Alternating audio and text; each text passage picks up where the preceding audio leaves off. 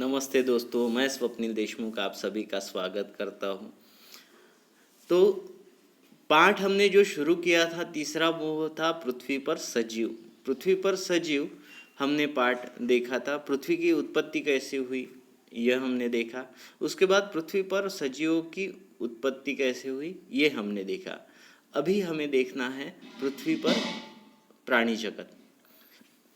तो पृथ्वी पर सजीव पाए जाते हैं, निर्जीव पाए जाते हैं। तो सजीव जगत में प्राणी और वनस्पति पाए जाते हैं। तो ये प्राणी जगत का विचार हम अगर करें तो उन प्राणियों की कुछ कतिपय विशेषताएं इस प्रकार है। कतिपय विशेषताएं हैं जो हम देखते हैं जो और किसी सजीव में यानी वनस्पति में नहीं देखने को मिलती। तो पहला विशेषता प्राणी का यह है कि वो श्वसन करता है। वो क्या करता है? श्वसन करता है। सांस लेना सांस छोड़ना उसका शुरू रहता है, उसी की वजह से वो जिंदा भी रहता है। दूसरा उसकी विशेषता है कि प्राणी अन्न प्राप्त करने अथवा अन्य गतिविधियों के लिए संचरण यानी हलचल करते हैं।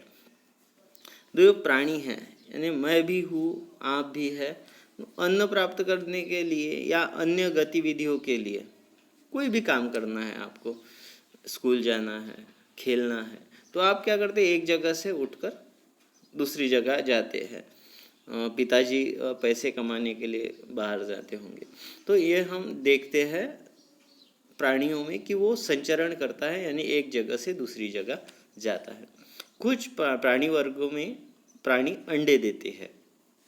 जो नई पीढ़ी है वो नई पीढ़ी अंडों में से आती है। और कुछ प्राणी वर्गों में शिशु को जन्म देते हैं, जैसे मानव शिशु को जन्म देता है, चिड़िया अंडे देती है। तो अलग अलग प्राणी अलग अलग प्रकार से अपना जो वंश है वो आगे बढ़ाते हैं। तो ये सारी जानकारी थी।